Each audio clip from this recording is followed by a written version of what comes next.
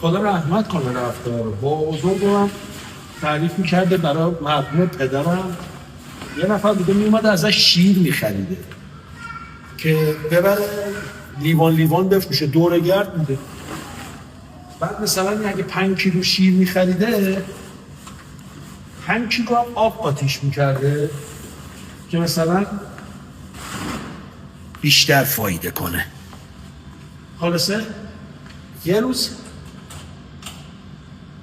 با بزرگم بهش میگه که خب بیا من 5 کیلو شیر اضافه تر بهت میدم، 10 کیلو شیر بهت میدم، پول 5 کیلو رو بده.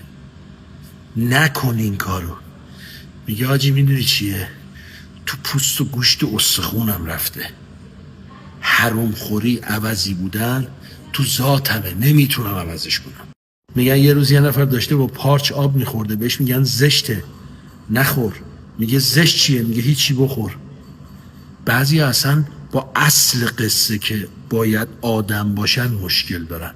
حالا تو هی خوبی کن بهشون، هی خوبی کن، جفتکشو واسه بندازه.